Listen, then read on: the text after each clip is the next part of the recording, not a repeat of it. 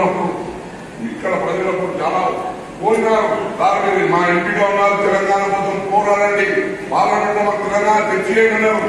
మీ ఎంపీగా పి సురేష్ రెడ్డి గారు పార్లమెంట్ లో ఆ 12 మంది కాంగ్రెస్ ఎంపీలమ్మ సోనియా గాంధీ ఒప్పించి మెప్పించి ఏ జైలు అది మాత్రం మర్యాదలు జైలు అంటున్నారు. ఇక కొద్ది దినాలు అయితే ఎవరికైనా చెప్పి డబల్ బెడ్రూమ్ కట్టించి జైలుని కట్టి మొత్తం కుటుంబం దొరల కుటుంబంతో అండ కోసం ఉండేవాళ్ళు. ఏంట వాడు తాగుతందుకున్న వాంచి ఎంపీ, చూడేసేటువంటి ఎంపీ, బఠానీనిచ్చేటువంటి ఎంపీ, అదే మొత్తం ఉద్యోగాలు వాళ్ళే పరిచయం. మన పిల్లలు ఇలా గజవల్లో చెప్పినట్టుగా 30 కేసులు ఉన్నాయి, ఒక్క ఉద్యోగం లేదు. 30,000 ఉద్యోగాలు ఇచ్చిన 90 దినాల్లో. ఈ సంవత్సరంలో 1,00,000 ఉద్యోగాలు ఇవ్వబోతున్నాం. 9,000 పోలీసులకు ఇచ్చినాం. 6,000 మన దవాఖాన నర్సులకు భర్తీ చేసినాం. ఎన్ని దినాల్లో? 90 రోజులు.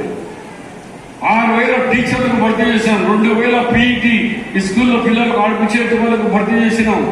ఇంకా 50,000 రేపు ఎలక్షన్ కోడ్ కాగానే 50,000 తర్వాత ఇంకా 30,000, మొత్తం 1,00,000 యువకులు మన జీవితాల